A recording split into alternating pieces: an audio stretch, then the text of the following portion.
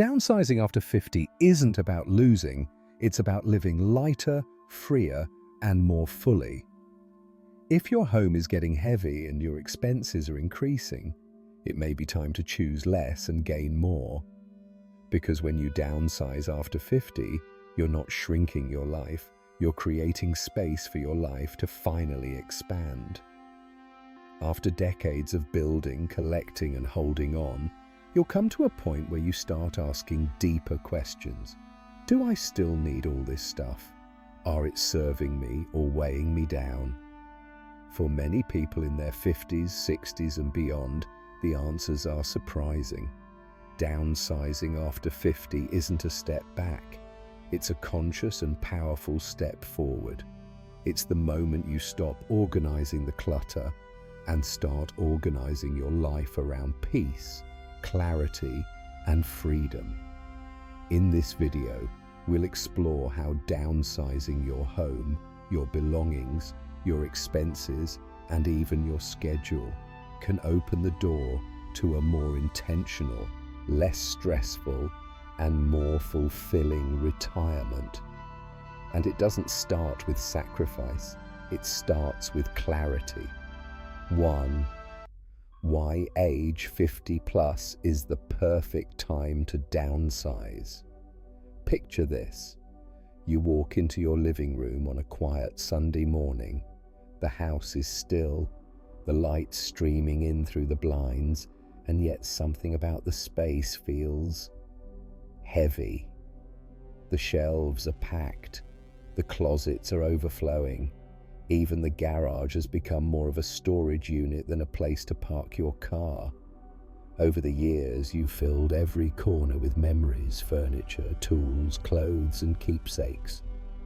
But here's the surprising truth. You probably only use 20% of it. The rest, it's just there, taking up space, collecting dust, and slowly draining your energy. And still, you carry the emotional and financial weight of it all every single day. For many Americans over 50, this quiet realization starts to settle in. My home is full, but my life feels crowded in all the wrong ways. The children have moved out. The once busy dinners and late-night homework sessions have faded. What remains is silence and the echo of a life that's changing. And it's in that stillness that something powerful begins to emerge. You don't need more, you need less, but better. Less clutter, fewer obligations, fewer worries, and more space to breathe. This phase of life is not a slow winding down, it's a reflective turning point, a chance to look ahead, 20, even 30 more years, and ask, how do I really want to live? Do you want to spend that time managing stuff, paying bills, and maintaining what no longer serves you? Or would you rather move into a chapter defined by clarity, ease, and intention? That's why your 50s or any time after is the perfect time to start downsizing. Not as a reaction to age, not as a surrender to limitations, but as a proactive, powerful choice. A strategy for living better, not just with fewer things, but with more purpose. When you start letting go of the physical excess, you begin to notice something remarkable. You're not just clearing space on the outside, you're making room on the inside for peace, health, relationships, creativity, and joy. And those are the things truly worth keeping. Section 2. What downsizing is and isn't. Let's begin by breaking a myth that quietly holds many people back. The idea that downsizing means giving up. Giving up your comfort, giving up your memories, giving up control. But here's the truth, and it's a liberating one. Downsizing isn't about loss, it's about clarity. It's not a retreat from the life you've built, it's a recentering, a return to what truly matters now that you have the time and wisdom to choose intentionally. Too often, we think that bigger is better. Bigger homes, more things, more options. But when the kids are grown and the career hustle has slowed, we start to realize that the things we once chased can quietly become things that chase us. The extra rooms we don't use, the storage we forgot we had, the bills that keep climbing even when our needs stay the same. So let's clarify. Downsizing is not living with deprivation or discomfort, throwing out every sentimental item you own, an admission that you've somehow failed or slowed down. Downsizing is choosing quality over quantity, living more with less, more time, more energy, more peace. Aligning your environment with the person you've become. You're not shrinking your life, you're sculpting it. You're not erasing the past, you're honoring it by creating space for the present. That antique desk you never use but dust weekly, the kitchen gadgets you bought during a baking phase 5 years ago, the formal dining set used twice a year. Let's ask a better question. Does this still serve me? Or is it just here because it's always been here? Because downsizing isn't about removing things you love.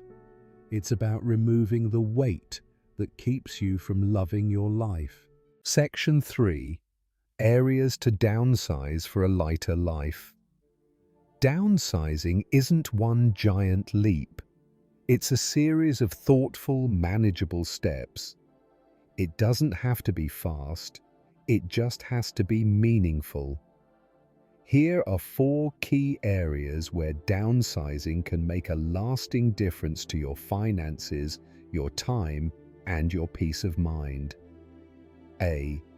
Housing your home has been a foundation of family, milestones, and love.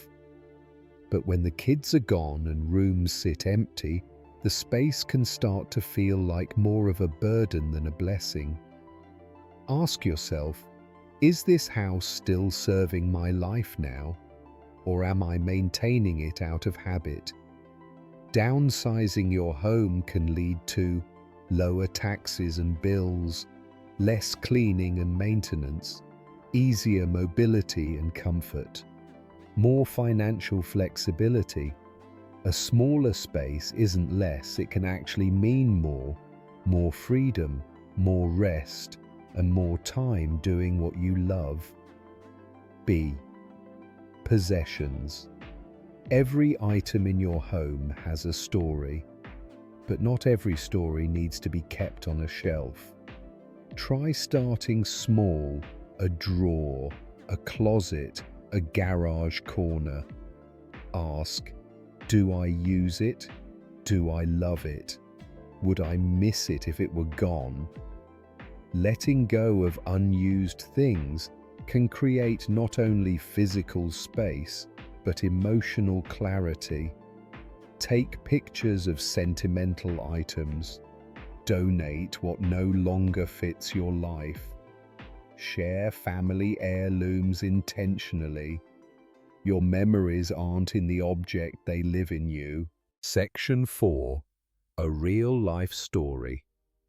Let me introduce you to Carol, a woman whose story may sound a lot like your own. Carol is 64.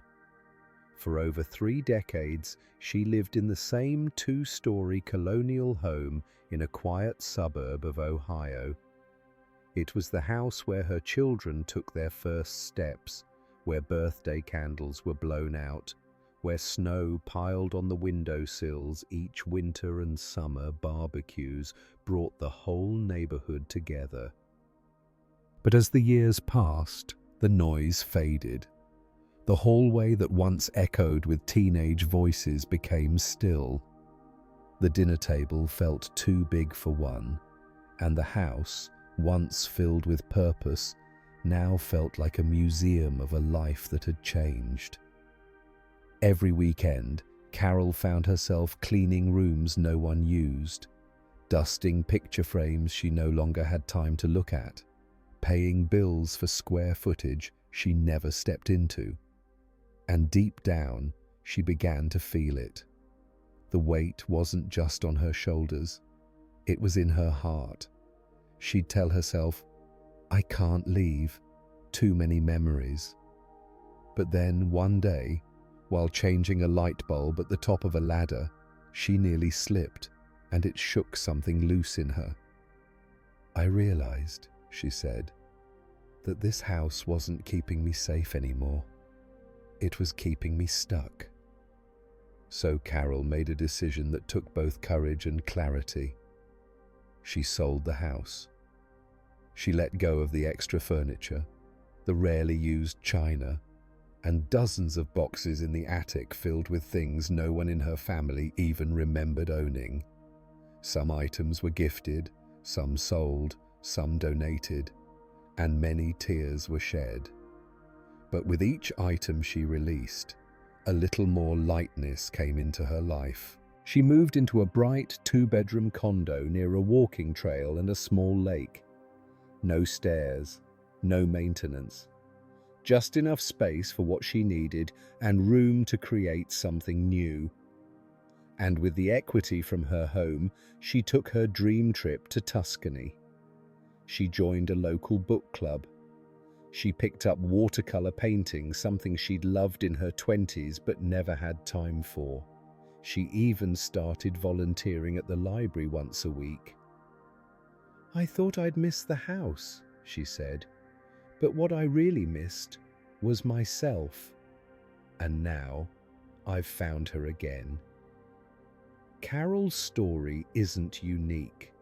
It's one of quiet bravery, a willingness to let go of what no longer serves you in order to create space for what does. Her journey shows us that downsizing is not about smaller living. It's about bigger living in all the ways that count. It's about shifting the weight of what was to make room for what could be. And perhaps more than anything, it reminds us that freedom after 50 doesn't come from adding more. It comes from learning what's finally okay to let go. Section 5. Where to start? Downsizing sounds liberating, but let's be honest, it can also feel overwhelming. Where do you even begin when your home is filled with decades of memories, routines, and just-in-case items? The key is this: you don't have to do it all at once. You just have to begin. Think of downsizing not as a massive project, but as a gentle process of rediscovery. It's not about rushing, it's about reconnecting with what really matters. Here's a step-by-step path to help you start downsizing thoughtfully, intentionally, and without pressure. Step 1. Start with a vision, not a task list. Before you lift a single box or open a closet, take a moment to ask yourself, why am I doing this? What does freedom look like for you in this chapter of life? Maybe it's waking up in a space that feels calm and uncluttered. Maybe it's reducing financial pressure. Maybe it's having more energy to travel, volunteer, or finally spend time on that forgotten hobby. Write your vision down, stick it on the fridge, let it guide every choice you make along the way. Because this process isn't just about clearing space, it's about making space for the life you want to live now. Step 2. Take inventory, one area at a time. Don't try to declutter your whole house in a weekend. That's a recipe for frustration. Instead, pick one small zone: a nightstand drawer, a bathroom cabinet, the back of your hall closet. You'll be surprised how much emotional clarity you gain just by clearing out one small corner. Keep a notebook nearby.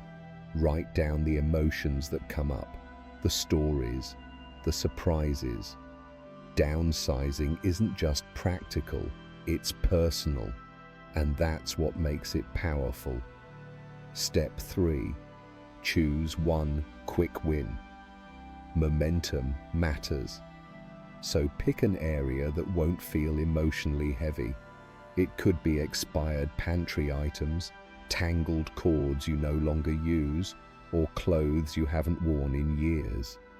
Each small victory builds your confidence, and with every bag you donate or box you recycle, you'll start to feel a little lighter and a lot more in control. Remember, progress, not perfection. Step 4. Reevaluate your housing with an open heart. This one takes time and courage. Start by asking honest questions. Do I still use all the rooms in my house? Is this space serving me, or am I serving it? If I move to a smaller home, how might that improve my daily life? You don't have to decide today, but you can start exploring. Tour nearby condos or one-story homes. Talk to people who've downsized. Ask what they regret and what they love. You may find inspiration in their freedom. Step 5. Audit your monthly expenses. Grab a cup of tea, open your bank statements, and take a fresh look at where your money is really going. Do you need all those streaming services? Are there memberships or subscriptions you've forgotten about? Could a simpler home lower your bills across the board? Downsizing your spending isn't about cutting joy. It's about funding it in smarter ways. You might be amazed how much peace lives in your budget once you give it room to breathe. Step 6. Let time be your ally, not your enemy. Don't rush, don't panic, and please don't let guilt guide your decisions. This is your journey, not a race. Set a timer for 30 minutes a day, or block out 2 hours on a Sunday afternoon. Create a playlist that makes you smile. Light a candle, make it pleasant. Some days you may sort a whole room. Other days you may only part with a drawer full of old cables. It's all progress, and it all counts. Step 7. Ask for support and share the journey. You don't have to do this alone. Invite a trusted friend or family member to help. Join an online community of others downsizing after 50. You'll find encouragement, tips, and solidarity from people walking the same path. And if you have adult children, let them be part of the process, not just for the physical help, but so they can share in the stories behind what matters and what can go. I didn't just clean out my house, one viewer said. I reconnected with who I am and who I want to be. Downsizing begins with a single, gentle choice. I'm ready for something different, not because life is over, but because the best part might be just beginning. Section 6. The emotional side of letting go. Letting go isn't just about clearing space, it's about releasing stories, identities, and attachments built over decades. For anyone over 50, downsizing often feels like unlocking a personal museum full of memories, milestones, and emotion. That dusty box in the attic isn't just clutter. It's your son's Little League trophy. It's the family Christmas decorations from the 90s. It's the sweater your partner once loved seeing you in. So how do you part with the things that hold so much meaning? The answer is, you don't forget. You honor. Letting go doesn't erase the past. It simply opens space for your present and your future. Grief and gratitude can coexist. You may feel guilt or sadness when donating that rarely used china set or giving away an old chair that saw countless conversations. That's natural. But here's the deeper truth. You are not your possessions. You're still a loving parent without the crib. You're still accomplished even if you donate your work suits. And you're still you, whether or not that old bookshelf stays in the corner. Let yourself feel the emotions. Then take a picture. Tell the story. Pass the memory on. Memories live in your heart, not in storage bins. Create a ritual of release. Downsizing doesn't have to be harsh or rushed. Turn it into a small ceremony. Light a candle, play a favorite song, hold the item, reflect on its meaning, and then thank it before you let it go. Gifting an item to someone in need can feel deeply meaningful. That blanket, that mixer, that extra lamp, they can all find new life in new hands. Letting go isn't just a physical act. It's a loving gesture to yourself and others. What's really holding you? Sometimes it's not the object, but what it represents. A version of your younger self. A dream deferred. A life chapter that's quietly ended. Be gentle with those realizations. Reflect. Then ask, is this still helping me grow? Because healing often begins when we make space, not just in closets, but in the corners of our soul. Permission to move on. You have full permission to evolve, to release what no longer supports your journey, to love your past and still choose something lighter. Downsizing isn't about forgetting. It's about stepping into your next chapter with clarity, calm, and confidence. Because freedom begins not when we hold on, but when we learn what's finally okay to let go. After 50, something powerful begins to stir inside you. Not a sense of ending, but a quiet call to live more intentionally. Not to fill your life with more, but to fill it with meaning. Downsizing isn't about giving up. It's about coming back to what matters, to who you are, to the life you actually want to live moving forward. It's not about shrinking your life. It's about expanding your peace. It's about creating space in your home, your heart, your mind, for freedom, for simplicity, for the kind of joy that isn't weighed down by clutter or unnecessary obligation. So let this be your reminder. You are not behind. You are not too late.